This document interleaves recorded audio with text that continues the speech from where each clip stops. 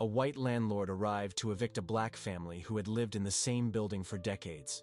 When they showed him old documents proving they were the true owners, his reaction was unexpected.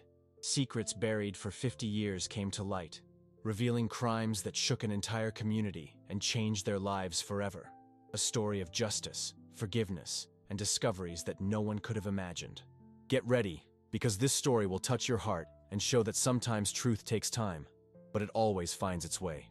Subscribe to the channel, leave your like on this video, and comment where you're watching from. The knock came sharp and sudden that Tuesday morning, cutting through the gentle hum of daily life like a blade through silk. Dorothy Williams had just finished brewing her second cup of coffee, the rich aroma still dancing through the small but warm kitchen where 3 generations of her family had shared countless meals.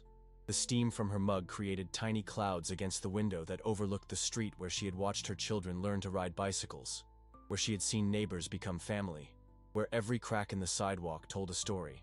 She wiped her hands on the floral apron that had been her mother's before it became hers, and walked to the front door with the unhurried pace of someone who had never expected trouble to find her here.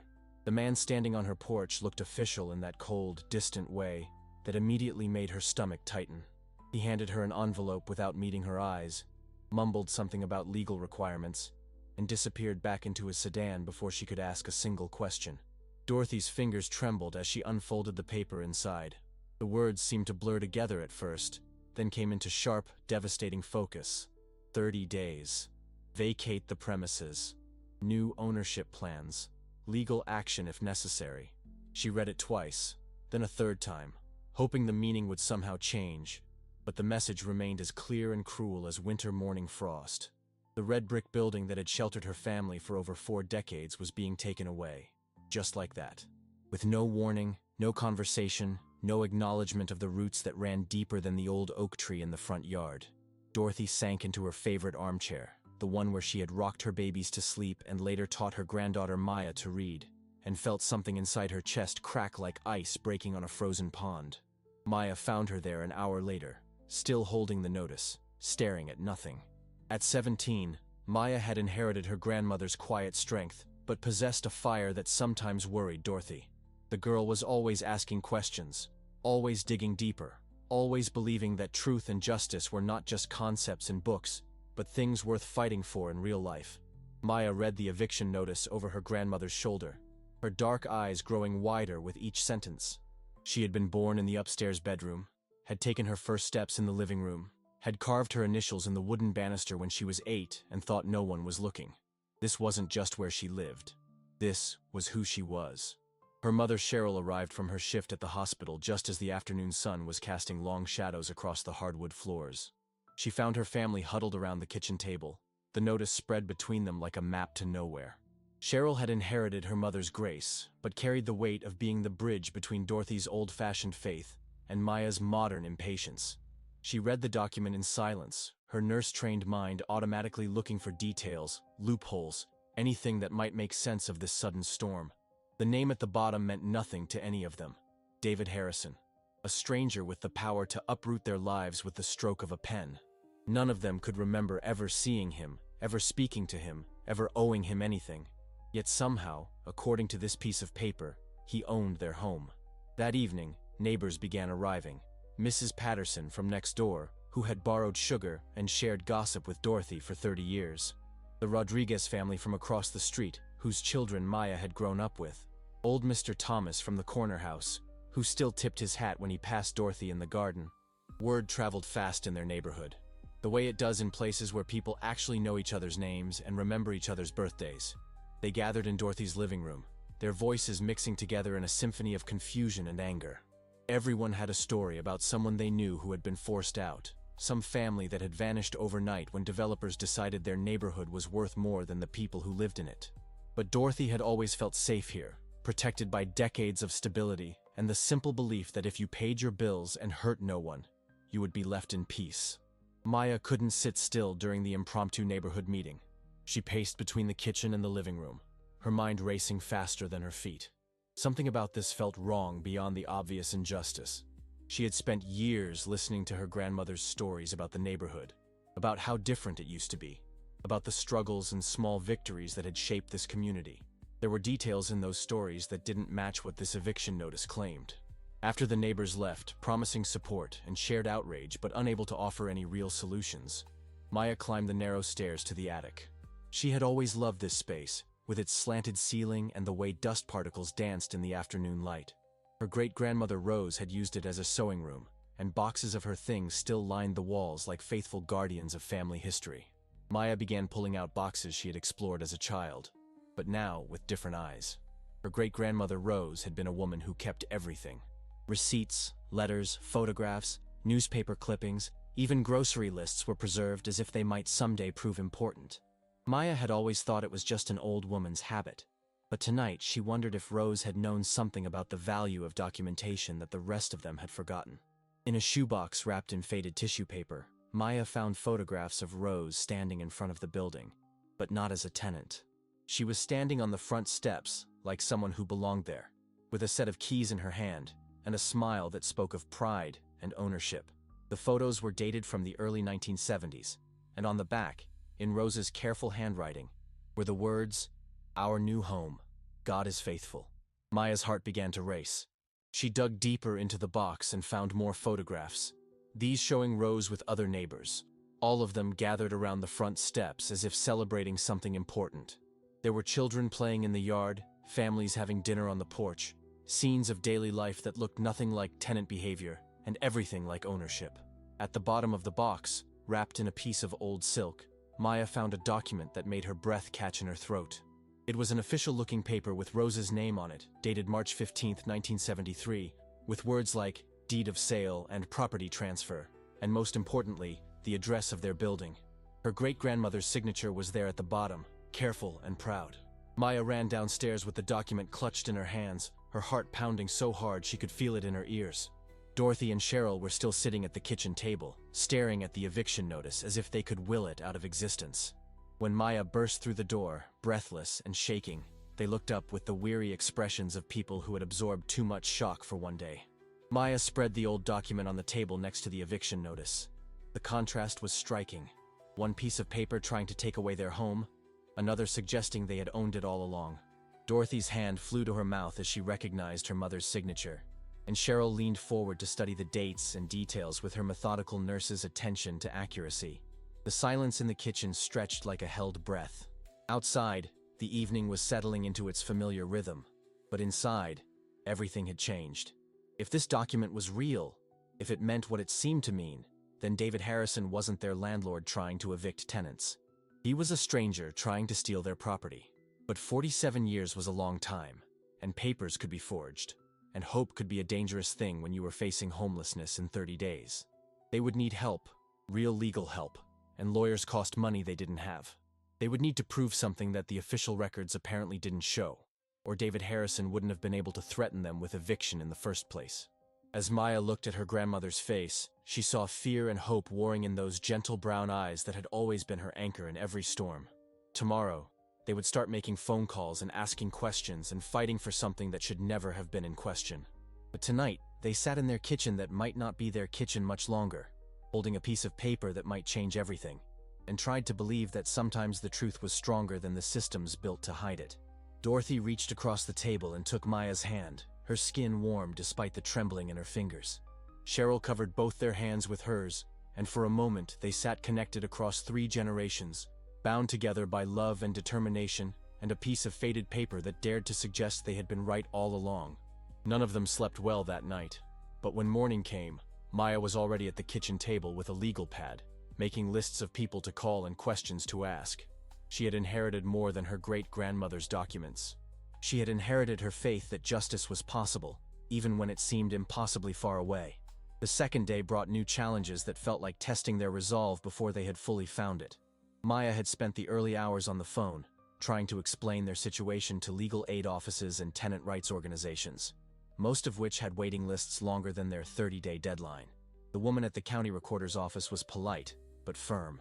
Without an appointment, which couldn't be scheduled for 2 weeks, she couldn't help them research property records. Dorothy sat at her sewing machine, working on a quilt she had started for Maya's upcoming high school graduation, but her usually steady hands kept betraying her. Every few minutes, she would stop and look around the room as if trying to memorize it. as if she was already saying goodbye. The morning light streaming through the windows that Rose had cleaned for decades seemed dimmer somehow, filtered through the possibility of loss. Cheryl had taken a personal day from the hospital, something she rarely did, but the eviction notice had shaken her more than she wanted to admit. She kept thinking about her own daughter's future, about the college applications Maya would be filling out soon, about how losing their home would affect everything they had planned and hoped for. She also kept thinking about her grandmother Rose, who had died when Maya was 7, taking with her stories that suddenly felt crucial. The mailman brought more official letters that morning, each one making Dorothy's stomach clench before she opened them. Most were routine bills and advertisements, but one envelope bore the return address of Harrison Property Management. Inside was a follow-up notice, more detailed and somehow more threatening than the first. It included a phone number and a deadline for voluntary compliance that was even shorter than they had originally understood. Maya read the second notice aloud, her voice growing sharper with each legal phrase designed to intimidate rather than inform. The document made it clear that David Harrison was not interested in negotiating or explaining. He wanted them out, quickly and quietly, with no fuss and no questions. The coldness of the language made Maya's anger burn hotter, but it also strengthened her resolve. Against her mother's and grandmother's protests, Maya called the number listed on the notice. She had to navigate through an automated system that seemed designed to discourage actual human contact. But eventually, she reached a receptionist who sounded bored and slightly annoyed by the interruption.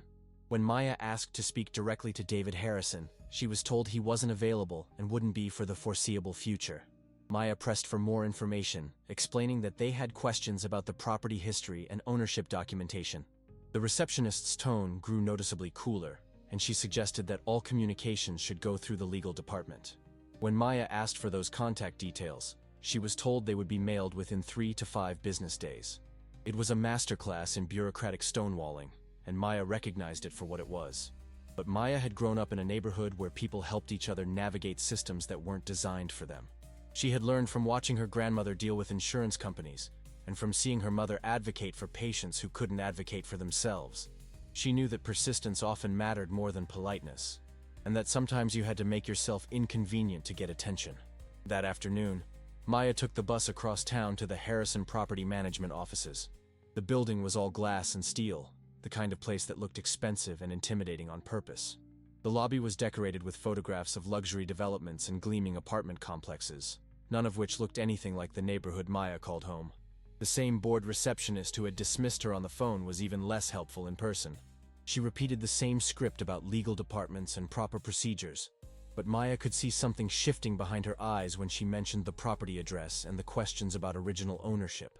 It was just a flicker, but it suggested that Maya's questions weren't as routine as everyone was pretending. Maya left her contact information and a carefully worded request for a meeting, knowing it would probably be ignored but establishing a paper trail nonetheless.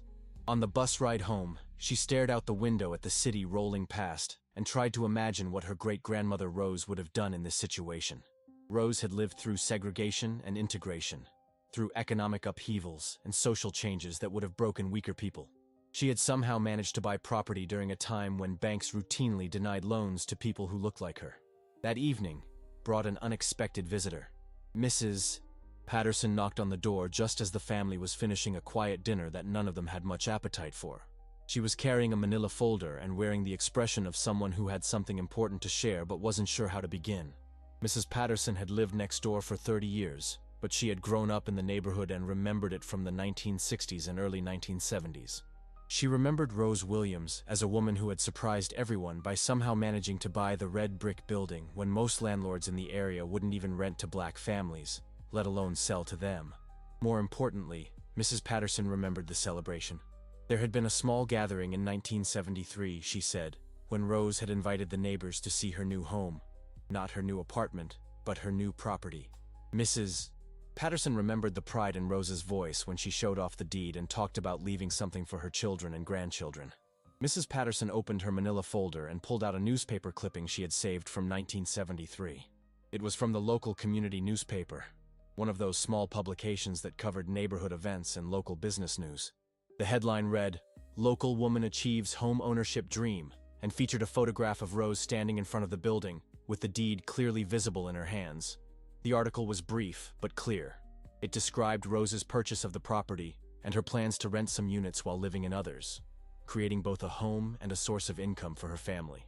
It mentioned the challenges she had faced in securing financing and finding a seller willing to work with her, and it praised her determination and business sense. Dorothy stared at the newspaper clipping as if it was a message from her mother reaching across the decades to help them in their time of need.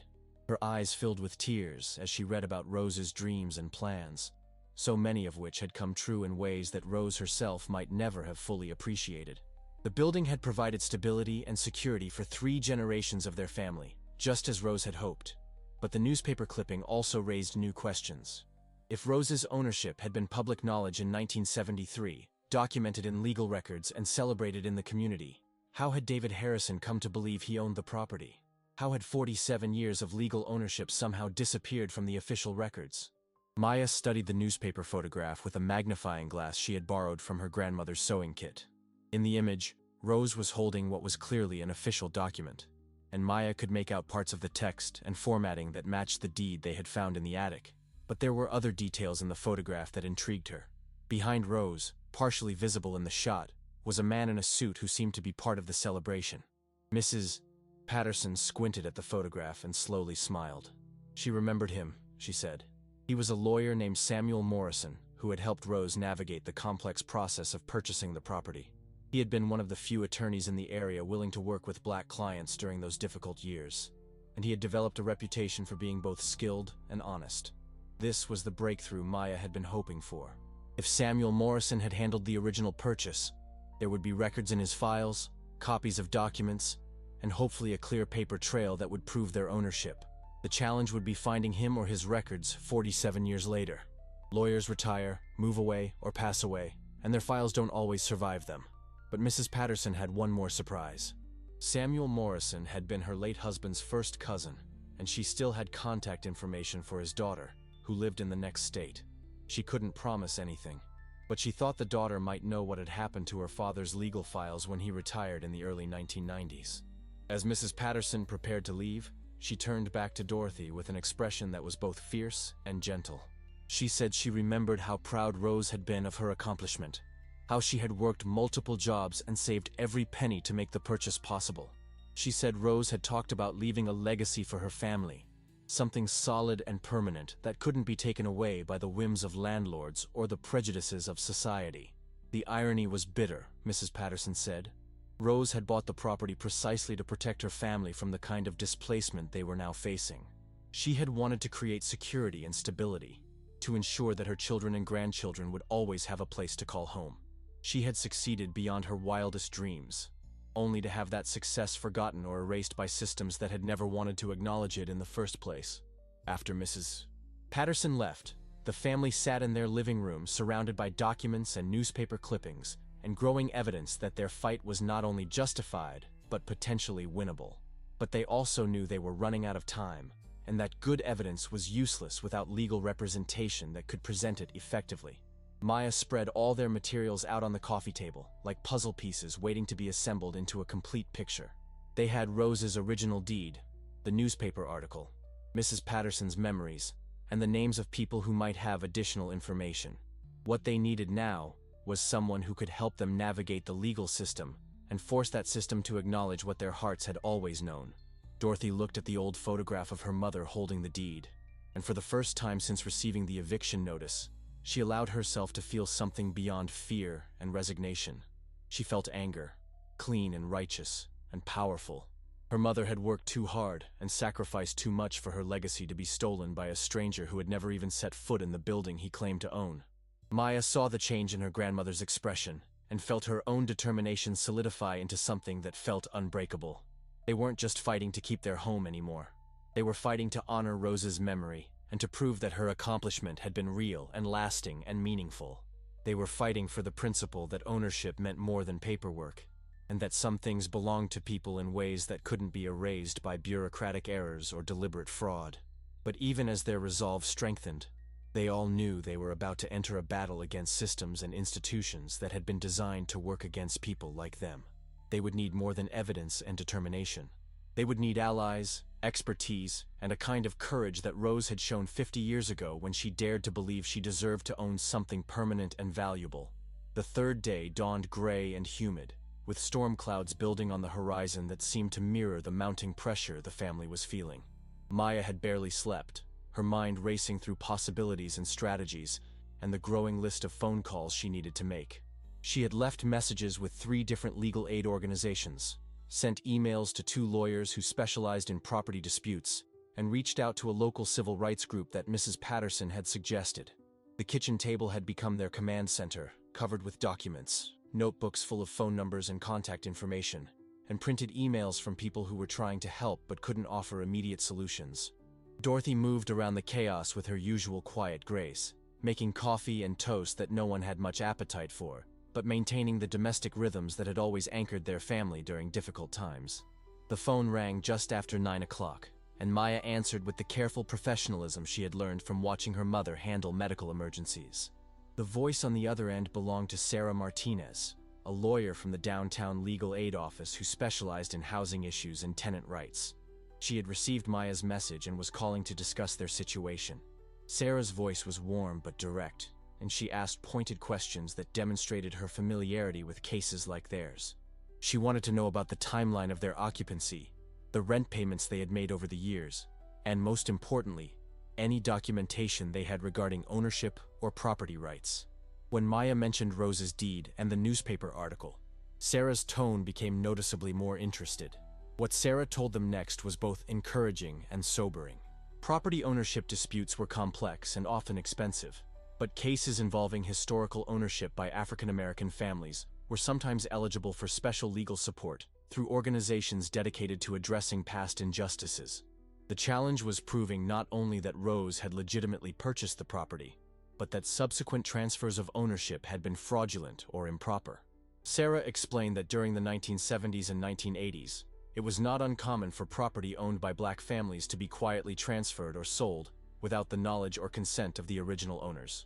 Sometimes this happened through bureaucratic errors, sometimes through deliberate fraud, and sometimes through complex schemes involving forged documents or coerced sales. Proving what had happened 4 decades later required detective work as much as legal expertise.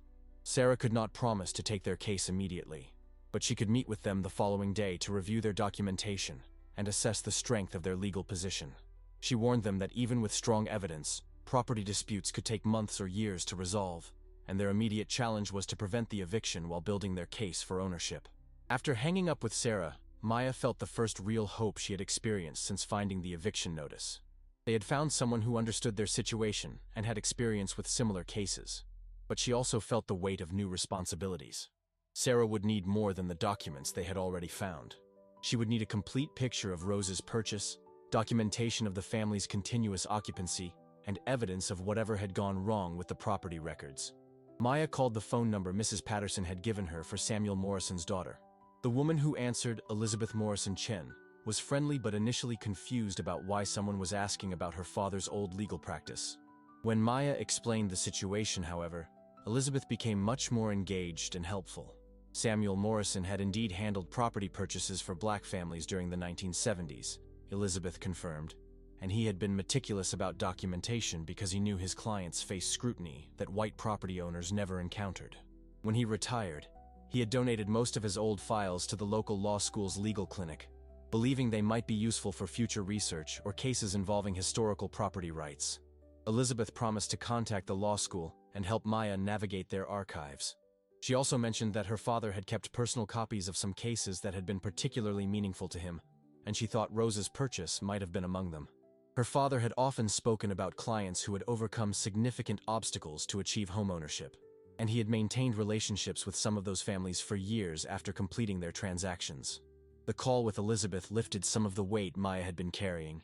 They were building a team of people who understood the importance of their fight and were willing to help. But it also reminded her how many layers of complexity surrounded something that should have been simple. Rose had bought a building, lived in it, maintained it, and passed it down to her family.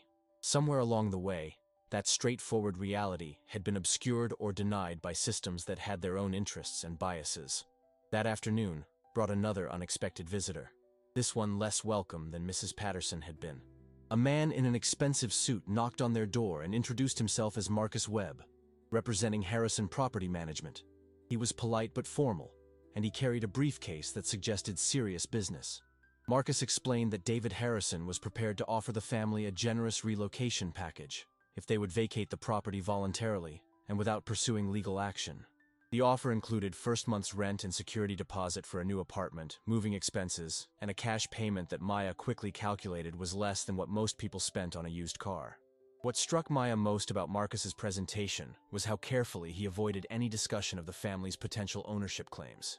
He spoke only about the generosity of Mr. Harrison's offer and the benefits of avoiding a prolonged legal dispute that could be stressful and expensive for everyone involved. When Maya mentioned the documents they had found and their intention to challenge the eviction, Marcus's expression didn't change, but she noticed that he wrote several notes in his legal pad. Dorothy listened to Marcus's offer with the politeness that had been trained into her by decades of Southern upbringing, but Maya could see the steel in her grandmother's spine. When Marcus finished his presentation and asked for their response, Dorothy spoke with quiet dignity about the difference between a house and a home, about roots that couldn't be bought or sold, and about the responsibility she felt to honor her mother's legacy. Marcus responded with legal language about the complexities of property law and the difficulties of challenging established ownership records.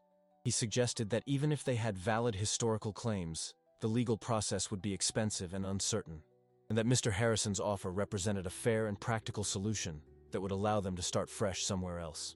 What Marcus didn't say, but what his presence clearly communicated, was that David Harrison was taking their potential legal challenge seriously enough to send a lawyer to their home with a settlement offer. That suggested their documentation was stronger than they had dared to hope, and that Harrison Property Management was more concerned about their claims than they wanted to admit. After Marcus left, promising to keep the offer open for 48 hours, the family sat in their living room feeling like they had crossed some invisible line into more serious territory. The arrival of Harrison's lawyer had transformed their situation from a simple eviction dispute into something that felt like a real legal battle with significant stakes for both sides. Maya found herself thinking about David Harrison for the first time as an actual person, rather than just a name on legal documents. What kind of man sent lawyers to pressure elderly women and their families to abandon their homes? What did he know about the history of the property, and when had he learned it? Was he a villain consciously stealing their property, or was he genuinely unaware of the complexities surrounding his claimed ownership? The storm clouds that had been building all day finally opened that evening, sending heavy rain against the windows and filling the house with the sound of water running through gutters that Rose had installed and Dorothy had maintained for decades. Maya stood at her bedroom window, watching the rain wash down the glass, and thought about all the storms this building had weathered, all the seasons it had seen, all the lives it had sheltered. Tomorrow, she would meet with Sarah Martinez and begin the formal legal process of fighting for their home. She would present evidence that her great-grandmother had been a property owner at a time when such achievement required extraordinary courage and determination. She would argue that their family belonged here not just because they had lived here for decades, but because this place had been built into their identity by a woman who understood the power of ownership and the importance of legacy. But tonight, as the rain continued to fall and the old building creaked and settled around them, Maya allowed herself to feel the full weight of what they were attempting. They were challenging systems that had been designed to work against them, fighting institutions that had decades of practice in dismissing claims like theirs, and risking everything they had on their faith that truth and justice still mattered in a world that often seemed to value neither. Yet as Maya finally drifted off to sleep, listening to the familiar sounds of the house that had shaped her entire life, she felt something she hadn't expected to feel. She felt ready. Ready to honor Rose's memory, ready to fight for her family's rights, ready to prove that some things belong to people in ways that couldn't be erased by legal technicalities or bureaucratic indifference. The rain continued through the night, washing the streets clean and preparing the ground for whatever seeds of justice might take root in the days to come.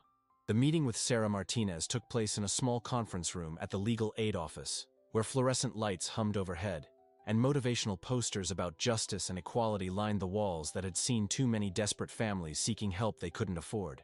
Sarah was younger than Maya had expected, probably in her early 30s, with intelligent dark eyes and the kind of focused energy that suggested she had chosen this work for reasons that went deeper than career ambition. Sarah spread their documents across the table with the care of someone handling precious artifacts. She examined Rose's deed through a magnifying glass, compared the signatures, and studied the newspaper clipping with the attention of a detective working a cold case.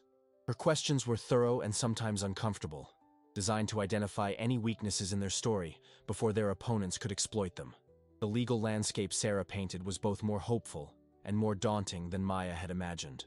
Property fraud against African American families had been so common during the 1960s and 1970s that several legal organizations now specialized in these cases, and courts were increasingly willing to examine historical ownership claims that had been previously dismissed or ignored. But the burden of proof was high, and the legal process could stretch on for years while families remained in housing limbo. Sarah explained that their first priority was obtaining a temporary restraining order to prevent the eviction while they built their case. For that, they would need to demonstrate not only that they had legitimate ownership claims, but that irreparable harm would result from displacement. The good news was that Rose's deed and the newspaper article provided a strong foundation. The challenging news was that they would need much more documentation to prove continuous ownership and identify how David Harrison had acquired his claim to the property. What Sarah found most intriguing was the gap in the property records. According to the county's online database, the property had been owned by Harrison Properties since 2019, but there was no clear chain of ownership going back to the 1970s. Either records had been lost or destroyed, or someone had been very careful about covering their tracks. Sarah had seen similar patterns in cases involving deliberate property theft, and her experience told her there was likely much more to discover about David Harrison's acquisition of the building. Maya left the legal aid office with a list of tasks that felt overwhelming but purposeful. She needed to track down more of Rose's financial records, locate other neighbors who might remember the 1973 purchase, and most importantly, get access to Samuel Morrison's old files at the law school. Sarah had also requested permission to hire a private investigator who specialized in property research, funded by a grant the legal aid office had received for cases involving historical housing discrimination. The bus ride home gave Maya time to process everything Sarah had told them. They were no longer just fighting an eviction. They were uncovering what might be a decades-long pattern of property theft that had robbed Rose's legacy and possibly affected other families in their neighborhood. The thought was both terrifying and energizing. If they could prove their case, they might not only save their home, but expose injustices that had been hidden for 40 years. Dorothy was waiting in the garden when Maya returned, deadheading the roses that had been her mother's pride and had become her own. The repetitive work seemed to calm her, and Maya noticed that her grandmother's hands were steadier than they had been since the eviction notice arrived. There was something about having a plan, even an uncertain one, that had restored some of Dorothy's natural equilibrium. Maya shared Sarah's assessment and the list of tasks they needed to complete. Dorothy listened with the focused attention she had always given to important family business, asking clarifying questions and suggesting people they might contact for additional information. When Maya mentioned the possibility that their case was part of a larger pattern of property theft, Dorothy's expression grew thoughtful rather than surprised. Dorothy admitted that she had always wondered about certain aspects of their housing situation. Rose had owned the building, but after her death in 1995, the family had continued paying what they thought were property taxes to a management company. The payments had been reasonable, and no one had questioned the arrangement or asked to see ownership documents. Looking back, Dorothy realized that what they had thought were taxes might actually have been rent payments to someone who had fraudulently claimed ownership of their property. This revelation sent Maya back to the boxes in the attic, this time looking for financial records from the 1990s and early 2000s. What she found confirmed Dorothy's suspicions. After Rose's death, the family had been contacted by a company called Metropolitan Property Services, which claimed to handle tax collection and property management for the building. The letterhead looked official, and the payments they requested were consistent with property tax estimates. So Dorothy had simply continued making monthly payments without questioning the arrangement. Maya found years of canceled checks made out to Metropolitan Property Services, along with annual statements that looked like tax bills, but were actually rental receipts. Someone had created an elaborate deception to collect money from the family, while gradually establishing a fraudulent ownership claim. The sophistication of the scheme suggested it wasn't a one-time crime, but a systematic operation targeting multiple properties. When Maya called Sarah to report these findings, the lawyer's excitement was evident even over the phone. The financial records Maya had discovered provided clear evidence of fraud, and the involvement of Metropolitan Property Services gave them a concrete lead to investigate. Sarah had encountered this company's name in other property disputes, and she suspected they were about to uncover a much larger criminal enterprise. But as Maya hung up the phone, she realized that their discovery raised disturbing new questions. If Metropolitan Property Services had been systematically defrauding property owners for decades, how many other families had lost their homes? How many elderly people had been tricked into paying rent on property they actually owned? And most importantly, what was David Harrison's connection to this scheme? The next morning brought an unexpected phone call that would change everything they thought they knew about their situation. The caller identified himself as David Harrison, speaking in a voice that was hesitant and concerned rather than authoritative or threatening. He said he had been thinking about their case since his lawyer's visit, and he wondered if they could meet to discuss the situation directly. Maya was so surprised by the call that she almost hung up, thinking it was some kind of trick or legal maneuver. But something in David Harrison's tone seemed genuine, even vulnerable. He said he had some questions about the property's history that his own research hadn't been able to answer, and he suggested they might be able to help each other understand what had really happened. Against Sarah's initial advice, Maya agreed to a meeting at a neutral location, a coffee shop in the downtown area that was public enough to feel safe but quiet enough for a serious conversation. Sarah would accompany them, and David Harrison said he would bring his own documentation about how he had acquired the property. Maya spent the night before the meeting trying to imagine what kind of person David Harrison might be, and whether this meeting represented an opportunity for resolution or a new form of manipulation. David Harrison turned out to be nothing like what Maya had expected. He was probably in his early 40s, with graying hair and the kind of tired eyes that suggested he hadn't been sleeping well lately. He arrived at the coffee shop alone, carrying a briefcase that looked expensive but worn, and he greeted them with a nervousness that seemed completely at odds with the confident legal pressure his representatives had been applying. When they sat down at a corner table surrounded by the comfortable noise of other conversations, David opened his briefcase and spread out documents that told a story Maya hadn't anticipated. He had inherited the property from his uncle, Robert Harrison, who had died in 2019 and left behind a real estate portfolio that David was still trying to understand and manage. David had never met his uncle personally, as they had been estranged for most of David's adult life, and he was discovering that Robert's business practices had been questionable at best. The documentation David showed them revealed that Robert Harrison had acquired the property in 1997 through Metropolitan Property Services, the same company that had been collecting payments from Dorothy for years. According to the paperwork, Rose Williams had defaulted on property taxes, and the building had been sold at a tax auction. But David had found inconsistencies in these records that troubled him, especially after his lawyer's visit had revealed that the current residents believed they owned the property. David explained that he had been trying to sell the building to pay off debts his uncle had left behind, and the eviction notice had been his lawyer's idea for clearing the property quickly. But the more David learned about the situation, the more uncomfortable he became with the entire process. He had come to the meeting hoping to understand what had really happened and whether there was a way to resolve the situation that didn't involve displacing a family who clearly had deep roots in the property. Maya found herself studying David's face as he spoke, looking for signs of deception or manipulation. But what she saw instead was confusion and what looked like genuine regret.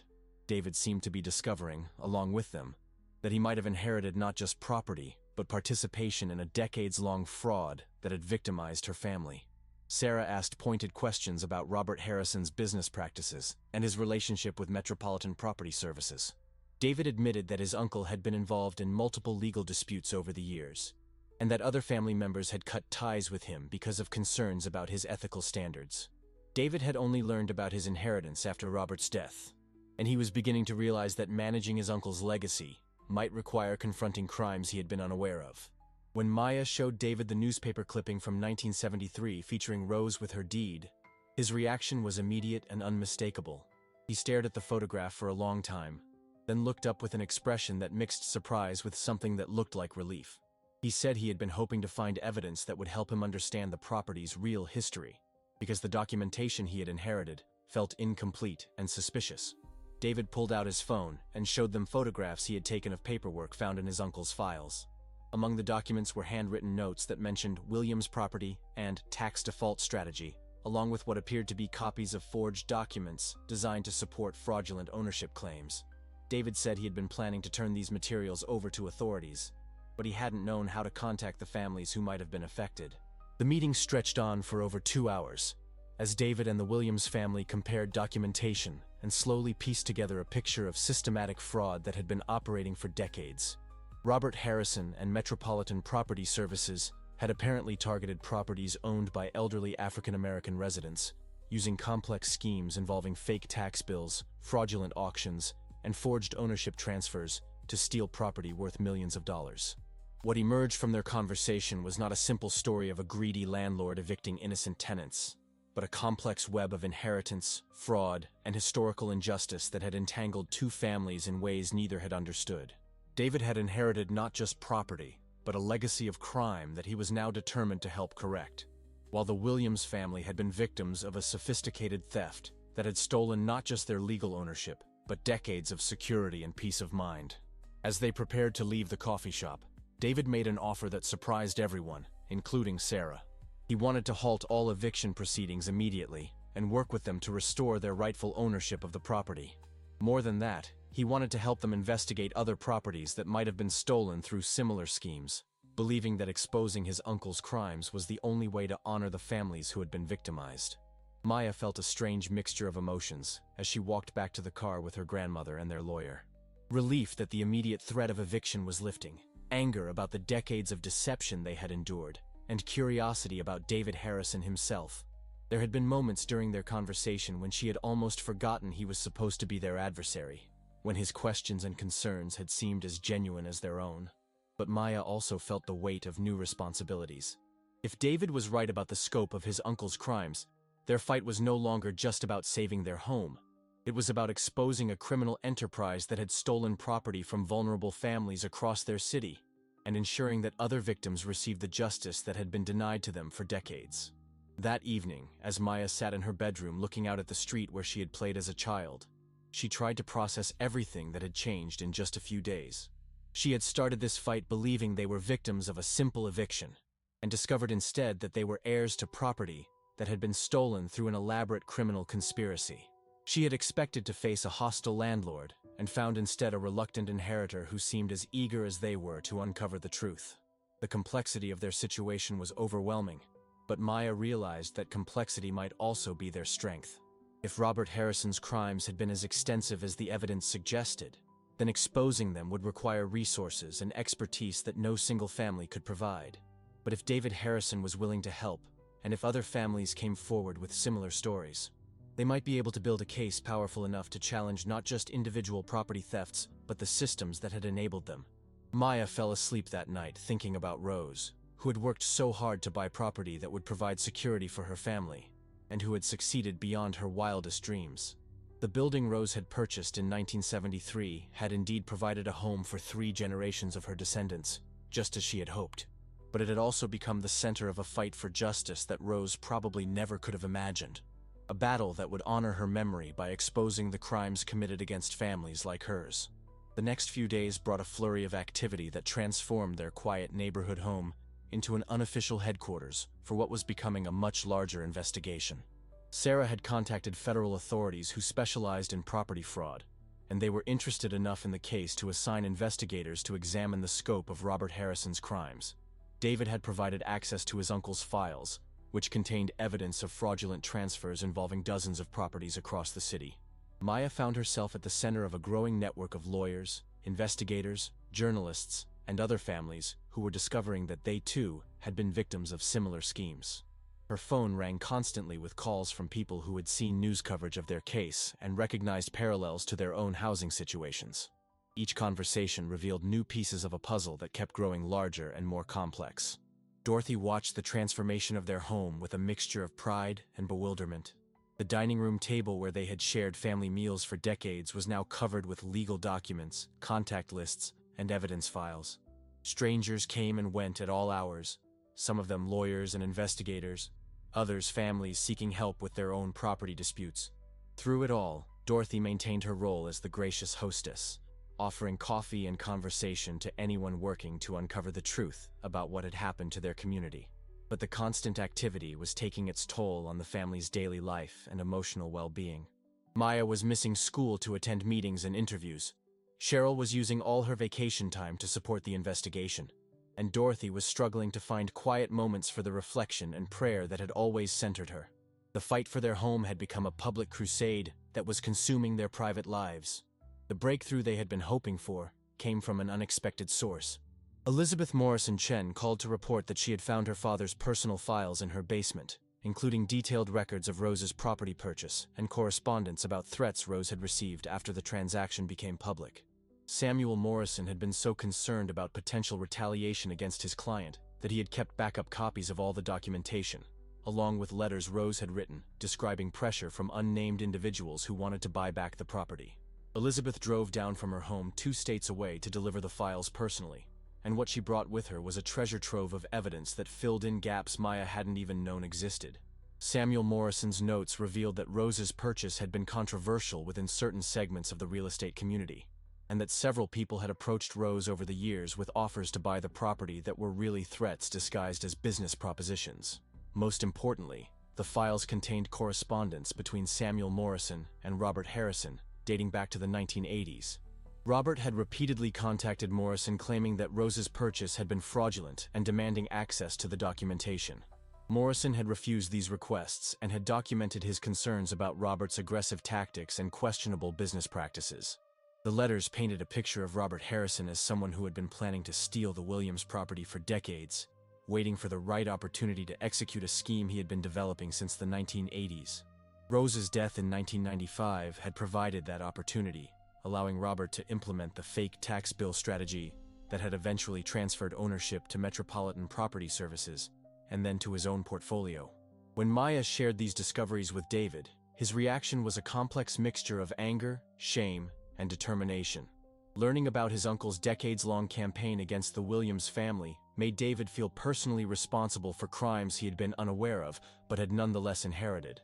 He insisted on paying for additional legal support for the family and offered to cover their housing expenses if the investigation required them to relocate temporarily. But Maya found herself more interested in David's emotional response than his financial offers. During their regular meetings to coordinate the investigation, she had begun to see him as a person rather than just a reluctant ally. He carried guilt about his family's crimes that seemed genuine and painful, and his commitment to exposing the truth appeared to go beyond legal obligation to something that looked like personal redemption. David had also become genuinely interested in the neighborhood and its history, spending time walking the streets and talking to longtime residents about the changes they had witnessed over the decades. He seemed fascinated by the sense of community that Maya had always taken for granted, and he asked questions about how families had supported each other through difficult times and celebrated together during good ones. The investigation was revealing patterns of property theft that extended far beyond Rose's building, but it was also uncovering stories of resistance and resilience that had allowed families like the Williams to maintain their community despite systematic efforts to displace them. Maya began to understand that their fight was not just about recovering stolen property, but about preserving a way of life that had been under attack for generations. As summer turned to autumn, the legal case was building momentum in courts and in the media. But Maya found herself thinking more and more about what would happen after they won.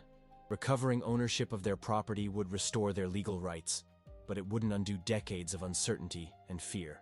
Exposing Robert Harrison's crimes would bring justice to many families, but it wouldn't restore the years they had lost or the opportunities they had been denied. Maya realized that winning their case would be only the beginning of a longer process of healing and rebuilding that would require the same kind of community solidarity that had sustained families like hers through previous challenges. They would need to create new institutions and support systems that could prevent future property theft and help families navigate the complex legal and financial systems that governed homeownership. But they would also need to find ways to bridge the divisions that crimes like Robert Harrison's had created between different parts of their community. Maya looked at David, who was sitting across from her in their living room reviewing investigation files, and wondered whether their unlikely partnership might provide a model for the kind of cooperation that would be necessary to rebuild what had been damaged. The person she had started this fight seeing as an enemy had become something she couldn't quite define. Not exactly a friend, because too much history stood between them, but not an adversary either. David had chosen to stand with them when he could have simply walked away from his uncle's legacy, and that choice had required a kind of courage that Maya was learning to respect. As the evidence mounted and their legal position strengthened, Maya began to feel cautiously optimistic that they would not only save their home, but create lasting change that would protect other families from similar crimes. But she also knew that the hardest part of their journey might still lie ahead, when they would have to figure out how to live with the truths they had uncovered and build something better from the wreckage of the past. The call came on a Tuesday morning in late October, just as the first frost was touching the edges of the garden that Dorothy had been tending for over 40 years. Maya answered the phone expecting another update from Sarah or a journalist wanting an interview about their case. But instead she heard a voice she didn't recognize, shaky and urgent with an accent that spoke of the rural South. The woman on the other end identified herself as Clara Johnson, and she was calling from a hospital bed 3 states away. She had been following their story on the news, she said, and she had information that could change everything they thought they knew about Robert Harrison's crimes. But she was dying, and she needed to tell someone the truth before it was too late. Clara explained that she had worked as a secretary for Metropolitan Property Services from 1995 to 2003, and she had been the person who had processed much of the paperwork for Robert Harrison's property theft schemes. She had been young and desperate for work when she was hired, and she hadn't understood the implications of what she was doing until it was too late to stop. For 20 years, she had lived with the guilt of knowing how many families had lost their homes because of documents she had typed and filed. What Clara told Maya over that crackling long-distance connection was more devastating than anything they had uncovered through official investigations. Robert Harrison's operation had stolen property from over 200 families across 3 states, targeting elderly homeowners who were vulnerable because of illness, financial stress, or simple unfamiliarity with legal systems designed to work against them. Clara had kept copies of records that proved the scope of the crimes, hidden in a storage unit that she was now ready to turn over to authorities. But the most shocking revelation Clara shared was personal.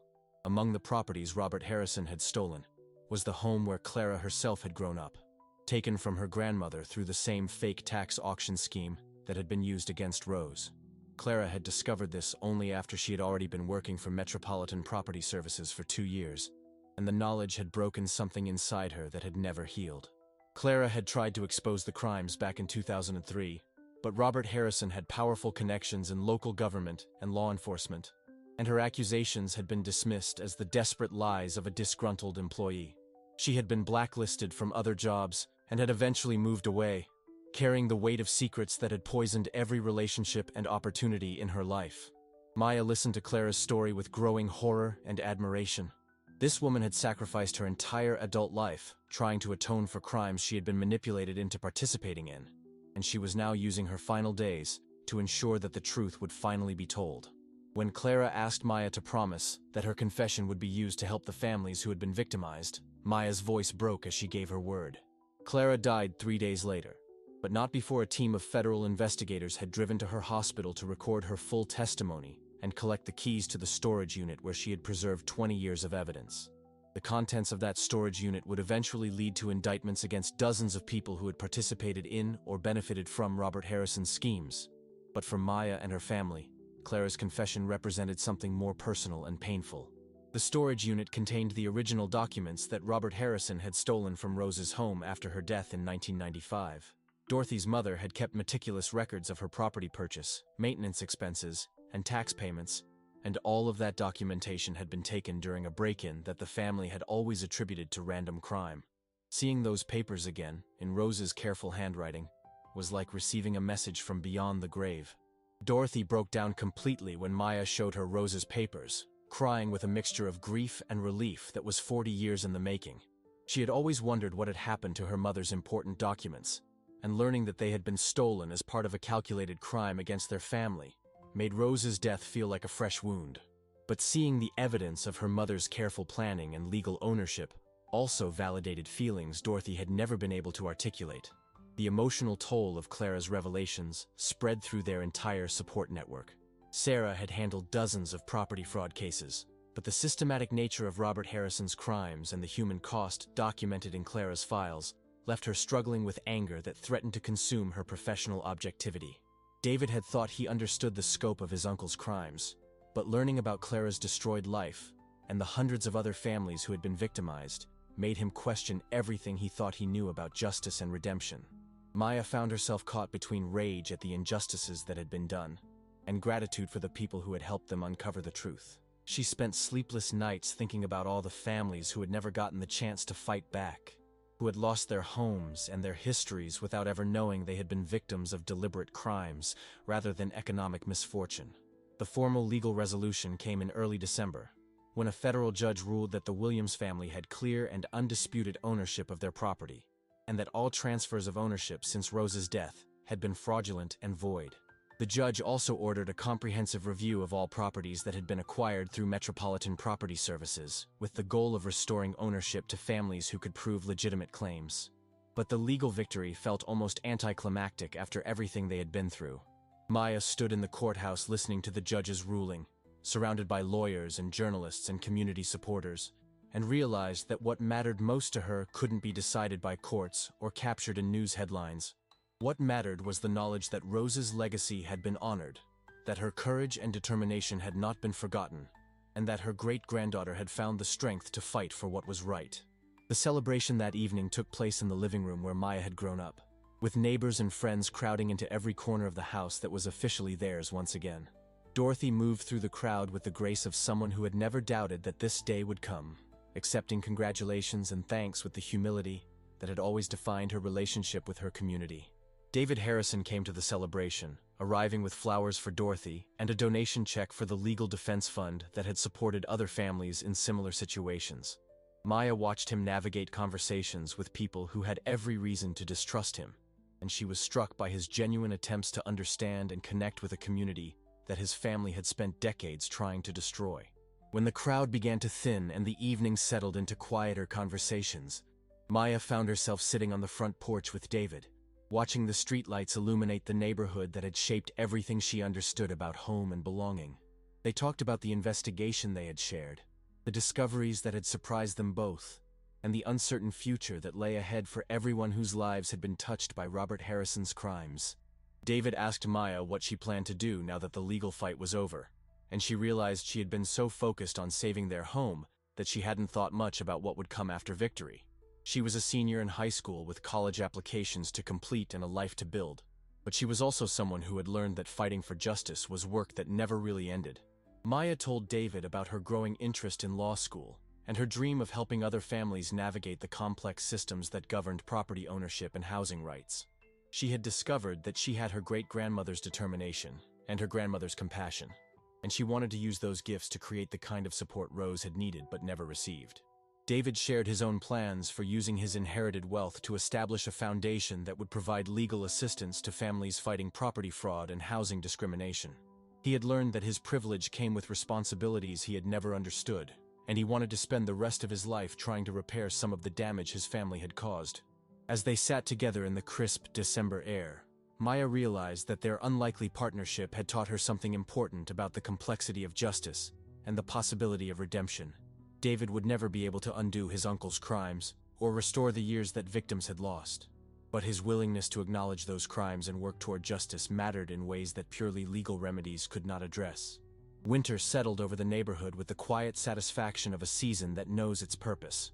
The red brick building that had sheltered 3 generations of the Williams family stood solid and secure, its ownership finally undisputed, and its future assured. Dorothy returned to her routines of cooking and gardening and caring for neighbors, but with a peace she hadn't felt since her mother's death. Maya threw herself into her senior year with new purpose, organizing community meetings about property rights and helping other families research their own housing histories. She had discovered that fighting for justice was not a single battle, but a way of living that required constant vigilance and community support. The foundation David established opened its doors in the spring, operating out of a renovated building in the neighborhood where the Williams family lived. Maya was hired as its first student intern, and she spent her afternoons after school helping other families navigate legal systems and research property records. The work was difficult and sometimes heartbreaking, but it felt like the most important thing she had ever done.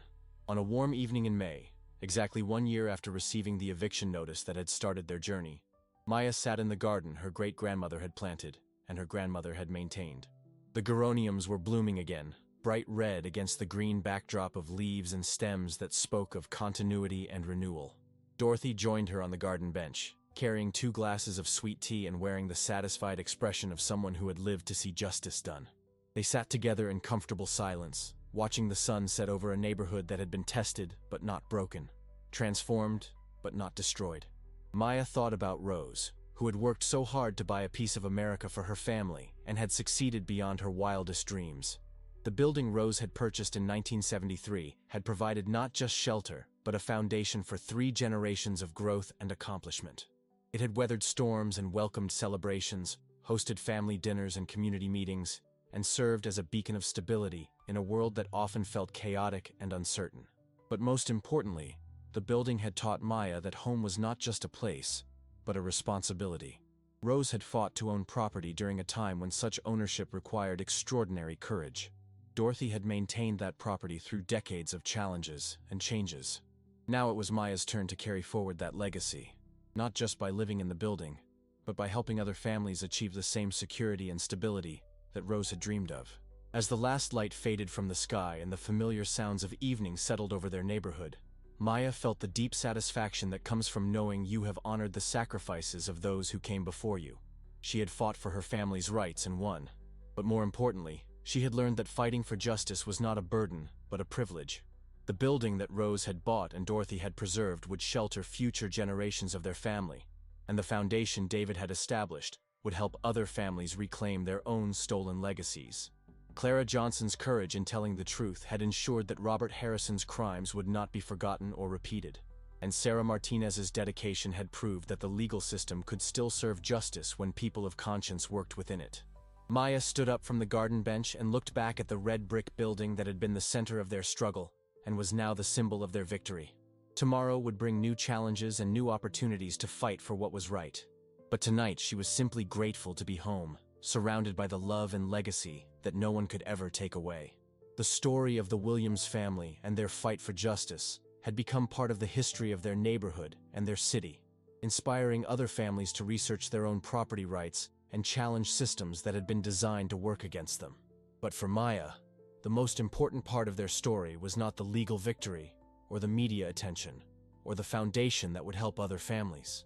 The most important part was the knowledge that Rose's courage had not been forgotten, that Dorothy's faith had been vindicated, and that the next generation would inherit not just a building, but an understanding of what it meant to fight for what was right. The red brick building would shelter their family for generations to come, but the lessons they had learned about justice and community and the power of truth would shelter them forever. Maya took one last look at the garden where her great-grandmother had planted seeds of hope, and her grandmother had tended them into full bloom. The flowers would return every spring, just as their family would return to this place of safety and belonging, carrying forward the legacy of courage and determination that Rose had planted 50 years ago. Inside the house, Dorothy was turning off lights and setting the table for tomorrow's breakfast, maintaining the domestic rhythms that had sustained their family through every trial and triumph. The building that had been threatened with destruction had become stronger than ever, protected not just by legal documents, but by a community that understood its value and was committed to its preservation. The fight that had started with an eviction notice had ended with a restoration of justice that would ripple outward for generations. Maya smiled as she climbed the stairs to her bedroom, knowing that Rose would be proud of what they had accomplished and excited about what they would achieve in the years to come. The red brick building settled into its nighttime quiet, its walls holding the memories of 4 generations and the dreams of many more to come. In the morning, the sun would rise again over a neighborhood that had been tested and had proven its strength, illuminating a future that Rose had made possible through her courage, and that Maya would help create through her own commitment to justice.